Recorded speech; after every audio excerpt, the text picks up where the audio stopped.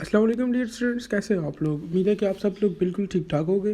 तो आज की इस वीडियो में इंशाल्लाह हम लोग बात करेंगे about the ETEA, MD cat और केएमयू कैट प्रिपरेशन के बारे में। जैसे कि आप सब लोगों को पता है कि हमारे पास जो एमबीबीएस, बीडीएस या केएमयू में बाकी जो अलाइड हेल्थ साइंसेज के प्रोग्राम्स हैं वहाँ पे एडमिशन्स क्लोज्ड हो चुके हैं। अब आप लोगों के पास दो रास्ते हैं।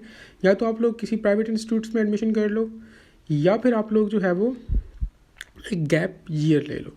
ठीक है, अब ये वीडियो स्पेशली उन लोगों के लिए है जो कि एक गैप ईयर ले रहे हैं, या उन लोगों के लिए है जो कि 2023 में इन टेस्ट्स में अपीयर हो रहे हैं। ठीक है, तो इस वीडियो में हम लोग इंशाल्लाह जो है वो उस प्रिपरेशन के बारे में बात करेंगे कि स्पेशली जो रिपीटर्स हैं जिन्होंने एक गैप ईयर लिया है उनके लिए सबसे बड़ा मसला होता है, उनको टाइम मैनेजमेंट और ये सारा चीज़ें जो है वो देख कर चलना होता है। ठीक है, तो इस वीडियो में हम लोग वो तमाम चीज़ें डिस्कस करेंगे फ्रॉम ए टू जी। सो आप लोग क्या करें कि वीडियो को बिल्कुल लास्ट तक देखें, और अगर आप लोगों ने चैनल को सब्सक्राइब नहीं किया हो तो काइंडली आप लोग चैनल को सब्सक्राइब कर लें, क्योंकि वक्त के साथ अभी हम लोग इस वीडियो में जो है वो सिर्फ जस्ट वो चीज़ें एक्सप्लेन करेंगे जो कि इस वक्त आप लोगों को करनी है। ठीक है, फिर वक्त के साथ साथ बाकी जो आप लोगों की डिटेल्स होंगी, बाकी जिसमें से आप लोगों ने चीज़ों को लेकर चलना होगा, तो वो हम लोग साथ साथ वो सारा मटेरियल इसी चैनल पर अपलोड करेंगे। ठीक है, सो चलते हैं अपनी वीडियो की तरफ। तो इस वीडियो में हम लोग ये तमाम चीज़ें जो है वो एक्सप्लेन करेंगे जो कि आप लोगों के सामने जो है वो लिखी हुई है। फर्स्ट ऑफ ऑल हम लोग जो है वो थोड़ा सा इंट्रो देंगे कि हमारे पास basically what is difference between ETEA, MD CAT and KMU CAT. ठीक है, उसके बाद हम लोग बात करेंगे कि हमारे पास स्पेशली एमडी कैट स्टूडेंट्स और ये जो ईटा वाले स्टूडेंट्स हैं इनके लिए कि हमारे पास जो 2023 है इसमें एमडी कैट टेस्ट कंडक्ट होगा या ईटा टेस्ट होगा। आफ्टर दैट हम लोग ये चीज़ भी डिस्कस कर लेंगे इसी वीडियो में कि हमारे पास जो टेस्ट होगा वो पीएमसी कंडक्ट करेगी या पीएमडीसी कंडक्ट करेगी। अलॉन्ग विद दैट हम लोग सिलेबस की बात करेंगे कि हमारे पास ओल्ड सिलेबस फॉलो होगा या मींस फुल सिलेबस फॉलो होगा। ठीक है, इसी के साथ साथ हम लोग बुक्स की बात करेंगे कि आप लोगों को केपीके की बुक्स फॉलो करनी चाहिए या मींस किसी दूसरे बोर्ड की जिस तरह फेडरल या पंजाब है उनकी भी फॉलो करनी चाहिए, जस्ट केपी को फॉलो करना चाहिए इस वक्त। ठीक है, आफ्टर दैट हम लोग ये चीज़ देखेंगे कि हम लोगों ने means how to cover a chapter. ठीक है, आफ्टर दैट उसमें से इम्पोर्टेंट चीज़ों को कैसे हाईलाइट करना है और वह ऐसी कौन सी चीज़ें जिनको आप लोगों को हाईलाइट करना चाहिए। स्टूडेंट्स क्या करते हैं, वो सारी बुक को जो है वो हाईलाइट करके बैठे होते हैं। जब at the end main test नज़दीक होता है फिर वो बुक खोलते हैं तो उनको कुछ समझ नहीं आ रही होती कि वो किस चीज़ को रिवाइज़ करें एंड किस चीज़ को जो है वो स्किप करें। तो हम लोग इसके बारे में भी थोड़ी सी बात कर लेंगे।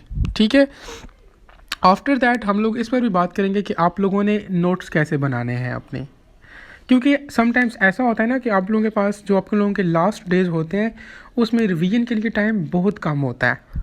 ठीक है, वो स्टूडेंट्स जिन्होंने नोट्स बनाए होते हैं वो तो इजीली उन्हीं नोट्स को रिवाइज कर लेते हैं और जो है वो अपने आप को 100% जो है वो कवर कर लेते हैं।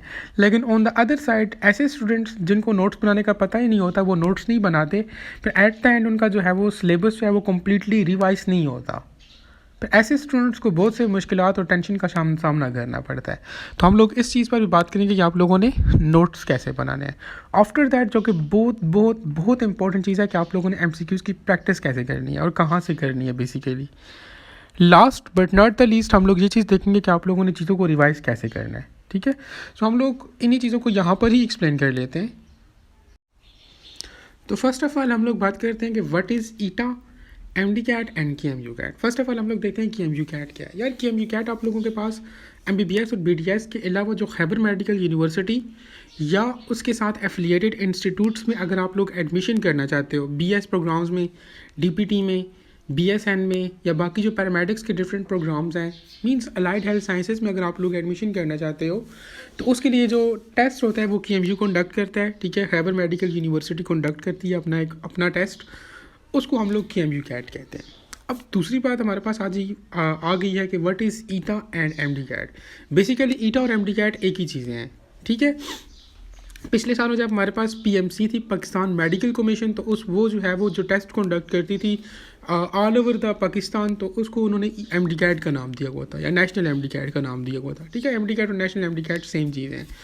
लेकिन जब पीएमडीसी आई तो पीएमडीसी क्या करती है, वो ये कहती है कि तमाम सूबे जो है वो अपना अपना टेस्ट खुद कंडक्ट करेंगे। तो उसके लिए जो केपीके में टेस्ट कंडक्ट होता है वो उसे ईटा कहा जाता था। ठीक है, और पंजाब वालों का जो है वो एम डी कैट और इस तरह से मीन्स जो कि UHS कंडक्ट करती थी मीन्स इस तरह से। ठीक है, बेसिकली ईटा और एम डी कैट सेम चीज़ें हैं। मीन्स ये टेस्ट देने के बाद आप लोगों का MBBS और BDS में एडमिशन होना है।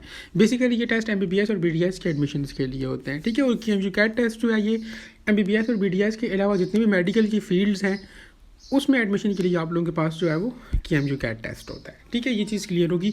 बताने का मकसद जस्ट ये था क्योंकि कुछ स्टूडेंट्स हमें न्यू ज्वाइन कर रहे हैं जिनको नहीं पता, स्पेशली फ्रेशर्स, तो ये उनका कॉन्सेप्ट क्लियर करने के लिए ये चीज़ें मैंने आप लोगों को बताई हैं। अब नेक्स्ट ईयर हम लोग ये देखते हैं कि ईटा टेस्ट होगा या MD कैट टेस्ट होगा। तो देखो इससे आप लोगों को बिल्कुल भी जो है वो मीन्स कुछ फ़र्क नहीं पड़ना चाहिए कि ईटा टेस्ट होगा या MD कैट होगा। टेस्ट को PMC कंडक्ट करेगी या PMDC कंडक्ट करेगी। आप लोगों ने क्या करना है, जस्ट अपनी प्रेपरेशन करनी है। देखो प्रेपरेशन करो, ईटा टेस्ट हो या MD कैट हो, टेस्ट तो आप लोगों की टेक्स्ट बुक से ही आना है। PMC टेस्ट ले या PMDC टेस्ट ले, सिलेबस तो वही है। मीन्स बुक्स तो आप लोगों के पास, कंटेंट तो वही है। सो दिस मीन्स दैट आप लोगों को कोई भी फ़र्क नहीं पड़ना चाहिए, चाहे आप लोगों के पास ईटा टेस्ट हो, MD कैट टेस्ट हो।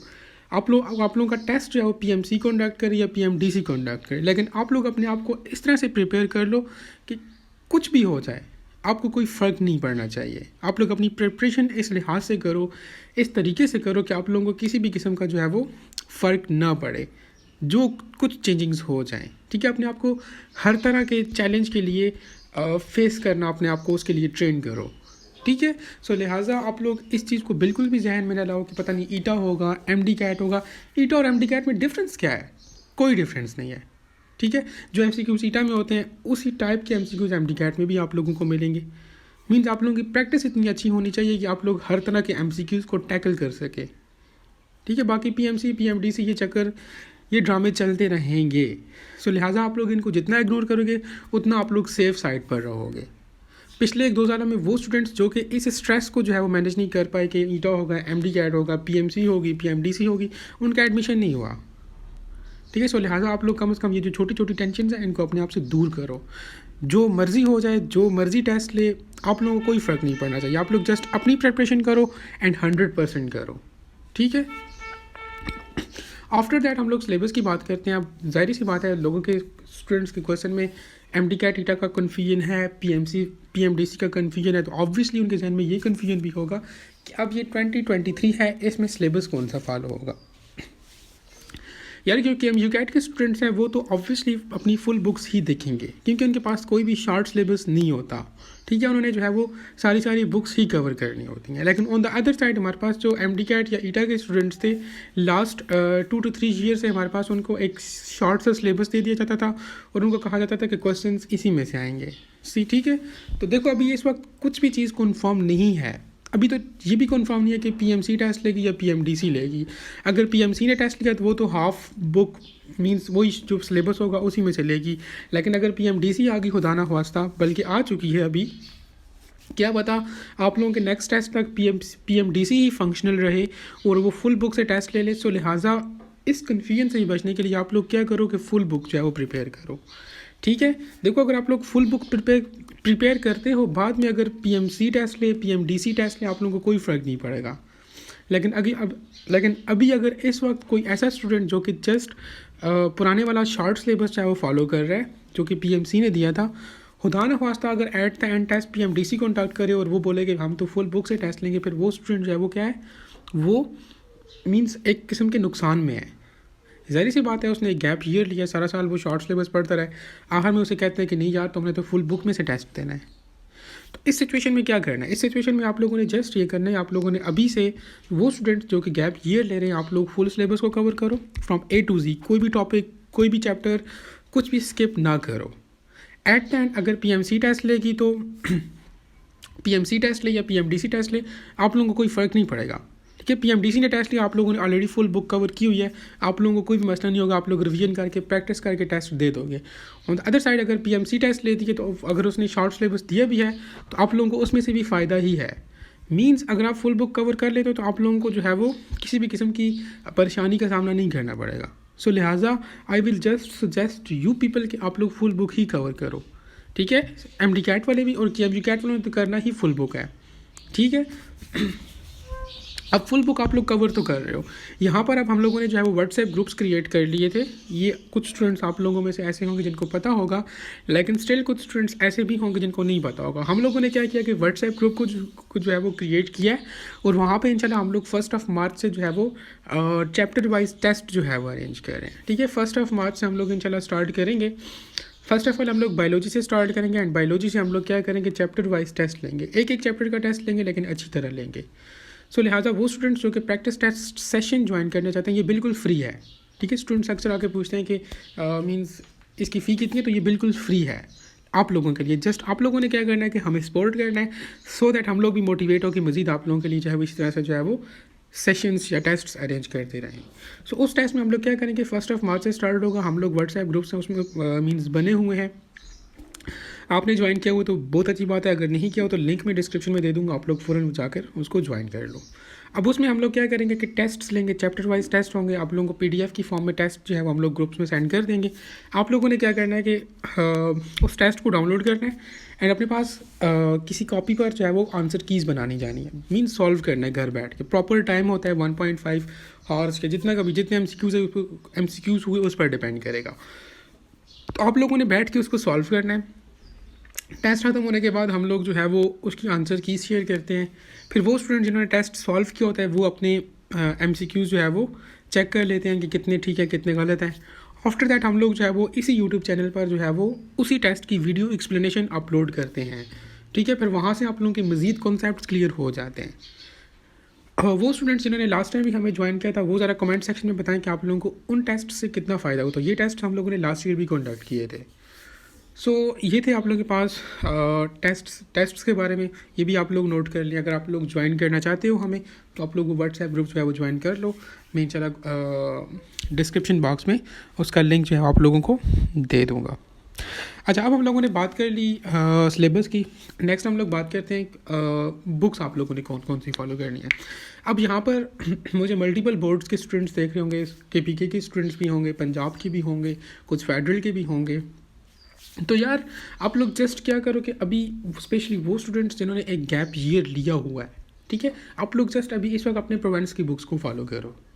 ठीक है, क्या पता नेक्स्ट टाइम भी जो है वो इसी तरह से टेस्ट हो कि अपनी अपनी बुक में से टेस्ट है। इस मरतबा भी यही सीन हुआ था कि PK वालों का डिफरेंट टेस्ट था और उनकी अपनी टेक्स्ट बुक से था, पंजाब वालों का डिफरेंट टेस्ट था और उनकी अपनी बुक से था, इस तरह फेडरल वालों का भी डिफरेंट टेस्ट था और उनकी अपनी बुक से था।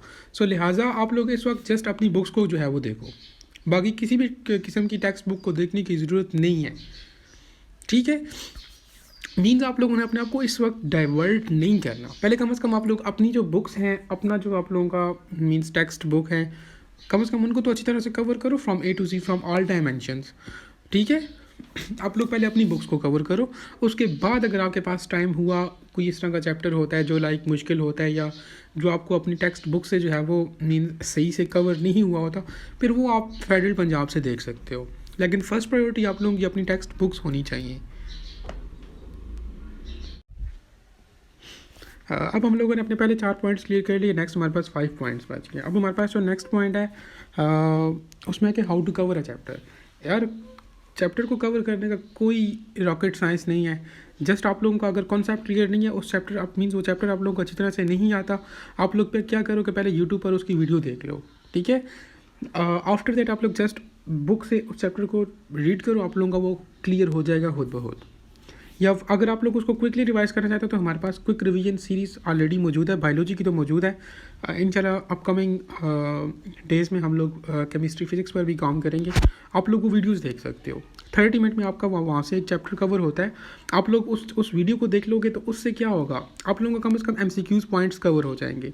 मीन्स आप लोगों को पता चल जाएगा कि आप लोगों के पास इंपॉर्टेंट MCQs पॉइंट्स कौन से होते हैं, या वो ऐसे कौन से पॉइंट्स होते हैं जो आप लोगों ने जहन में रखने होते हैं, या वो ऐसी कौन से पैराग्राफ्स या पॉइंट्स होते हैं जहाँ से MCQs आते हैं।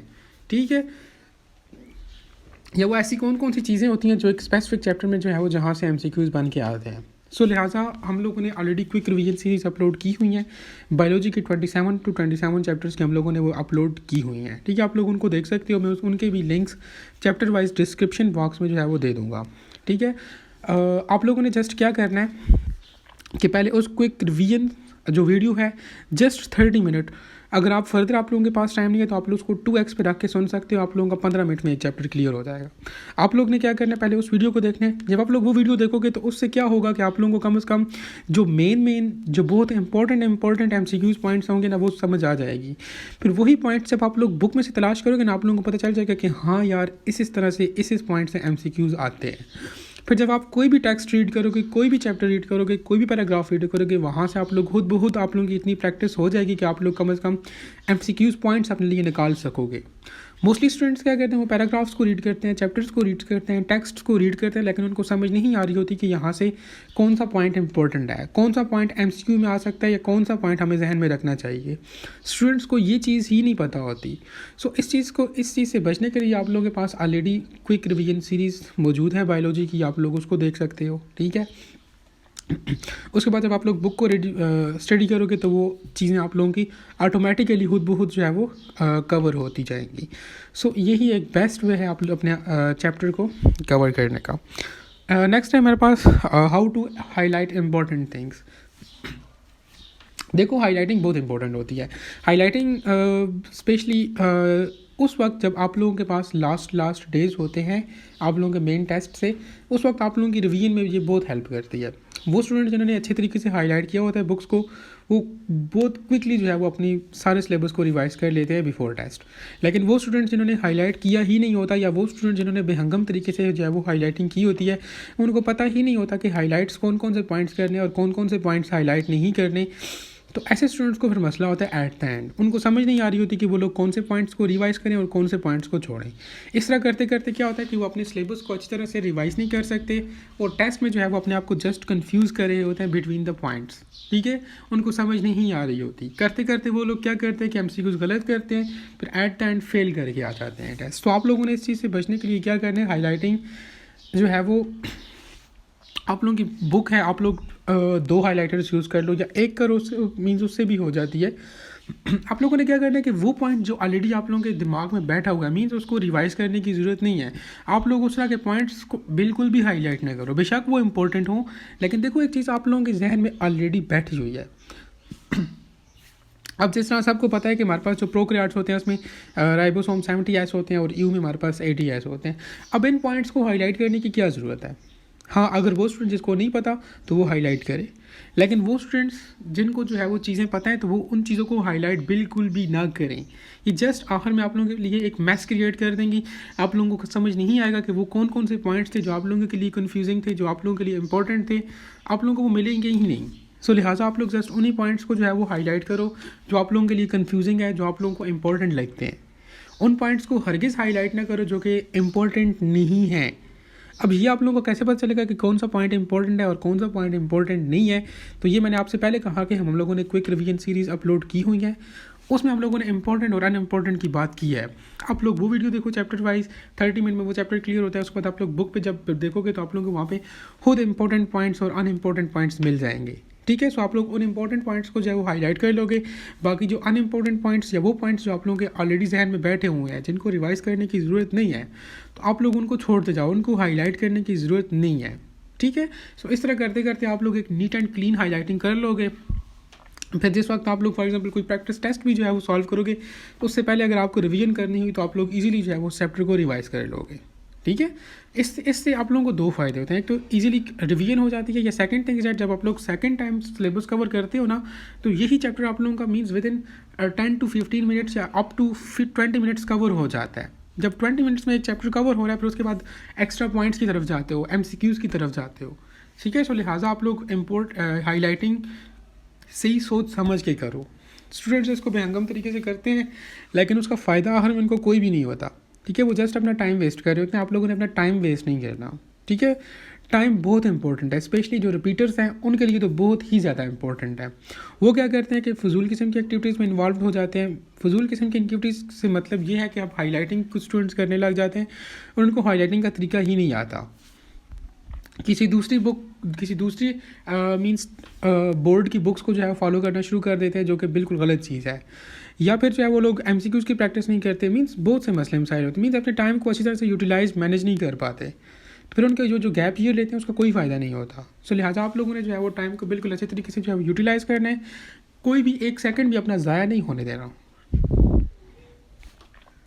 नेक्स्ट हम लोग बात करते हैं how to make a notes.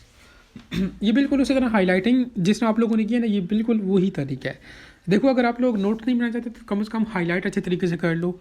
लेकिन ऑलरेडी अगर आप लोगों की बुक्स पे गंद बना हुआ है, कुछ स्टूडेंट्स पुरानी बुक्स यूज़ कर रहे होते हैं, या कुछ स्टूडेंट्स जो है वो बहुत पहले से जो है उनकी बुक्स ऑलरेडी यूज्ड होती हैं, कुछ सेकंड टाइम रिपीटर होते हैं, कुछ थर्ड होते हैं, तो मीन्स उनकी बुक में ऑलरेडी मैस क्रिएट हुआ होता है। अब इस तरह के जो स्टूडेंट्स होते हैं ना, वो उनको नोट्स लाजमी बनाने चाहिए, क्योंकि जो टेस्ट के लास्ट वाले डेज़ होते हैं उसमें फिर उनको मसला हो सकता है। सो लिहाजा अब नोट्स का भी यही तरीका है। नोट्स भी आप लोग जस्ट उसमें पहली बात तो ये कि आप लोगों ने वो चीज़ बिल्कुल भी नहीं लिखनी जो आप लोगों के ऑलरेडी जहन में बैठी हुई है, उसका फ़ायदा नहीं है। वो जस्ट आप अपने आप के साथ बेईमानी कर रहे हो, अपने आप को जो है वो डिट्रैक्ट कर रहे हो, अपना टाइम वेस्ट कर रहे हो। आप लोगों ने अपना टाइम वेस्ट नहीं करना, ठीक है। आप लोग नोट्स भी बिल्कुल होनेस्ट वे में बनाओ, जो चीज़ें आप लोगों को नहीं आती वो लिखो, जो चीज़ें इंपॉर्टेंट हैं और आपको लगता है कि ये बाद में आपको भूल जाएंगी, आपको इसको रिवाइज़ करने की ज़रूरत है, तो आप उस पॉइंट को लिखो, ठीक है। सो इस तरह करते करते आप लोगों के पास नोट्स बन जाएंगे। और दूसरी चीज़ ये कि नोट्स में आप लोगों ने कभी भी सारी स्टेटमेंट्स नहीं लिखनी होती। अगर आप लोग सारी स्टेटमेंट्स और सारी टेक्स्ट लिखने के लिए बैठ गए तो आप लोगों के लिए तो फिर 3-4 साल भी बहुत कम है। सो लिहाजा मैं बार बार टाइम वेस्ट नहीं करना, ये इसीलिए जो है वो ये सेंटेंस यूज़ कर रहा हूँ। स्टूडेंट्स क्या कहते हैं, नोट्स बनाने के लिए बैठ तो जाते हैं, ठीक है, लेकिन वो पूरी टेक्स्ट लिख रहे होते हैं, पूरा पॉइंट लिख रहे होते हैं, या वो पॉइंट्स भी ऐड कर रहे होते हैं जो उनको ऑलरेडी जहन में बैठे होते हैं, तो वो जस्ट अपना टाइम वेस्ट कर रहे होते हैं। और इस तरह करते करते वो 2-3 चैप्टर इस तरह लिखते हैं और वो थक जाते हैं, फिर वो नोट्स बनाना बंद कर देते हैं। लेकिन आप लोगों ने ये काम नहीं करना, आप लोगों ने अच्छी तरह से नोट्स बनाने हैं। आप लोग क्या करो कि जस्ट इंपॉर्टेंट पॉइंट्स लिखो, उन इंपॉर्टेंट पॉइंट्स को भी शॉर्टकट वे में लिखो, ठीक है। अब जिसमें फॉर एग्जांपल कोई ये राइबोसोम्स की एग्जांपल लेता हूँ। फॉर एग्जांपल किसी स्टूडेंट को जो है वो लगता है कि यार उसको प्रोकैरियोट्स और यूकैरियोट्स का जो ये जो राइबोसोमल वो है सब यूनिट्स हैं वो भूल जाएंगे, तो वो क्या लिखेगा, जस्ट लिखेगा कि यूकैरियोट्स और आगे एरो डाल के लिखेगा जी 70s, sorry prokaryotes 70s, eukaryotes 80s, means just ये पूरे सेंटेंस लिखने की ज़रूरत नहीं है, ठीक है। सो मैं आप लोगों को ये जस्ट बताना चाहता हूँ, मीन्स अच्छे नोट्स बनाएं, सादा नोट्स बनाएं, दैट इज़ इट। ऐसे नोट्स बनाएं जो कि आप लोगों को बाद में रिवाइज़ करना आसान हो, या ऐसे नोट्स बनाएं फिर जो आप लोग मीन्स उन्हीं नोट से रिवाइज़ करो। ये ना हो कि आधी चीज़ें आप लोग नोट से रिवाइज़ कर रहे हो, आधी चीज़ किसी और सोर्स से, तो मीन्स ये फिर आप लोगों को एट द एंड बहुत कन्फ्यूज़ कर लेता है। सो लिहाजा आप लोगों ने भी जो है वो इस चीज़ों से बचना है। आखिरी 2 पॉइंट्स रह गए हमारे पास कि how to practice MCQs and how to revise things. यार MCQs प्रैक्टिस बहुत इंपॉर्टेंट है। देखिए, ये मैंने जो 4 साल MD कैट दिया है, ठीक है, 4 अटैम्प्ट्स दिए हैं मैंने, उसमें मैंने जस्ट यही चीज़ सीखी है कि आप लोगों ने MCQs की प्रैक्टिस नहीं छोड़नी। स्टूडेंट्स क्या करते हैं, गैप ईयर ले लेते हैं, अपना टाइम वेस्ट करते हैं, एट द एंड उनका सिलेबस कवर नहीं होता, वो जस्ट बुक्स को रीड करते हैं, MCQs की प्रैक्टिस नहीं करते, ठीक है। तो वो फिर भी जो है वो आगे जाके बेशक वो जितना मर्ज़ी अच्छा स्टडी कर लें, वो MCQs की प्रैक्टिस नहीं करते तो वो कभी जो है वो बहुत आगे नहीं जा सकते। सो लिहाजा MCQs की प्रैक्टिस एक की है आप लोगों की सक्सेस की। देखो, आप लोगों के जो अब फाइनल जो जंग होनी है, ठीक है, बेसिकली ये जंग ही है, आप लोगों को वहाँ पे MCQs ही करने हैं ना।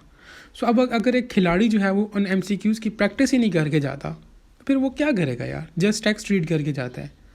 वहाँ पे आप लोगों को टेस्ट में टेक्स्ट रीड्स तो नहीं करवाएंगे, ठीक है। सो लिहाजा MCQs की प्रैक्टिस मस्ट है।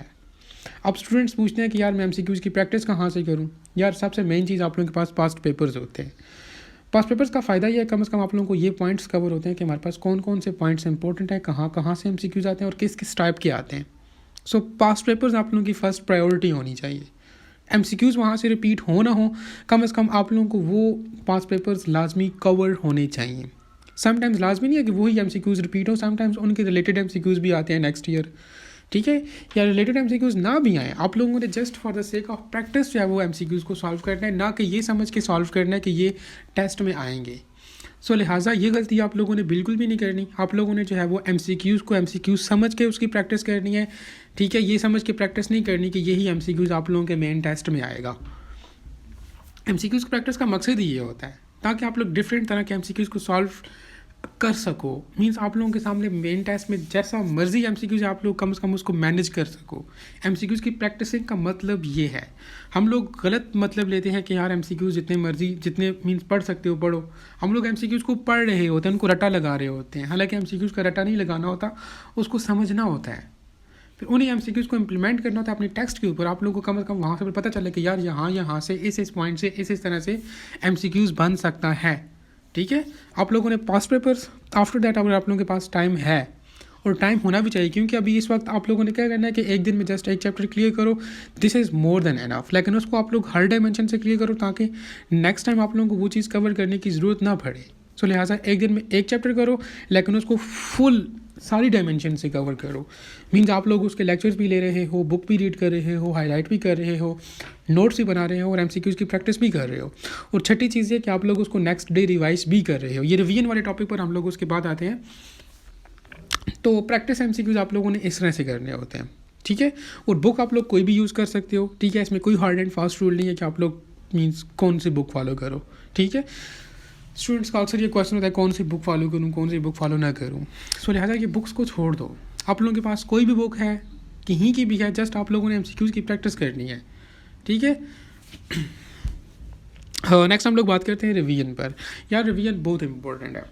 मैंने आपसे बात की कि मैंने 4 साल जो है वो एमडी कैट दिया, और उसमें मैंने 2 चीज़ें सीखी हैं। नंबर 1 आप लोगों ने एमसीक्यूज़ की प्रैक्टिस करनी है, नंबर 2 रिवीजन। जो लोग रिवीजन नहीं करते ना, जस्ट पहले मीन्स कवर करते जाते हैं सिलेबस को, फिर कहते हैं कि एक मरतबा सिलेबस कवर हो जाए फिर हम लोग फिर 1 से स्टार्ट करेंगे, तो वो बिल्कुल गलत तरीका है। देखो फॉर एग्जांपल आप लोगों ने अब डे 1 है, उस पर आप लोगों ने पहला चैप्टर क्लियर किया है। मीन्स आप लोग अब एक दिन में एक चैप्टर क्लियर हो गया है। अब ऑब्वियसली आप लोगों ने नेक्स्ट डे में नेक्स्ट चैप्टर करना है, चैप्टर नंबर 2 स्टार्ट करना है। लेकिन आई विल सजेस्ट यू कि आप लोग क्या करो कि पहले आधा घंटा या 1 घंटा वो जो पिछला आप लोगों ने पढ़ा हुआ है ना एक चैप्टर, उसको लाजमी टाइम दो। फिर आप लोग डे 3 पे आओगे तो डे 3 स्टार्ट करने से पहले आप लोगों ने पहले जो 2 दिन पढ़ा है, जो 2 चैप्टर्स रिवाइज मीन्स आप लोगों ने कवर किए हैं, उनको रिवाइज करो, तब जाके तीसरे पे जाओ। इस तरह करते करते वो चीज़ें जो आप लोगों के जो है वो मीन्स हिप्पोकैम्पस में बैठ नहीं करती, वो भी बैठ जाती हैं। मीन्स वो आप लोगों की लॉन्ग टर्म मेमोरी में इंक्लूड होना शुरू हो जाती हैं। तो ये एक बहुत अच्छी बात है। ठीक है, सो आप लोग क्या करो कि पिछला जो आप लोगों ने पढ़ा गया वो लाजमी रिवाइज करो। अभी वीडियो लेंथी हो रही है तो मैं कोशिश करूँगा कि अगर आप लोगों की रिक्वेस्ट हुई, ठीक है, तो मैं जो है वो इसमें से जो फर्दर इंपॉर्टेंट पॉइंट्स है वो डिटेल में जो है वो सेपरेट वीडियो बना लूँगा। जैसे कि आप लोगों ने चैप्टर को कैसे कवर करना है, आप लोगों ने जो है वो हाईलाइटिंग कैसे करनी है, नोट्स कैसे बनाने हैं, एमसीक्यूज़ की प्रैक्टिस कैसे करनी है और रिवाइज कैसे करनी है। मीन्स इन तमाम टॉपिक पर मैं कोशिश करूँगा कि एक डिटेल्ड वीडियो भी बना लूँ सेपरेटली, क्योंकि अभी यहाँ पर मैंने कलेक्टिवली तमाम चीज़ों को समराइज़ किया तो ऑब्वियसली वीडियो बहुत लेंथी हो गई है। अभी स्टिल आप लोग इस वक्त तक देख रहे हो तो ज़रा मुझे कमेंट सेक्शन में बताओ, तो कि क्योंकि थोड़ी मुझे भी खुशी होना कि यार हाँ जी लोग सुनते हैं वीडियोज़ को तो वैसे वीडियोज़ बोरिंग होती हैं, लेकिन बस यार बर्दाश्त करना सीखो। ठीक है, एंड आगे जब इंशाल्लाह आप लोग मेडिकल कॉलेजेस या यूनिवर्सिटीज़ में जाओगे तो वहाँ पे भी आप लोगों को ये बर्दाश्त बहुत काम आएगी। वहाँ पे भी आप लोगों ने 1-2 घंटे बैठ के टीचर्स को सुनना होता है, बिल्कुल बोरिंग लेक्चर्स होते हैं। तो अभी से आप लोग आदत बना लो मेरी वीडियो से ही।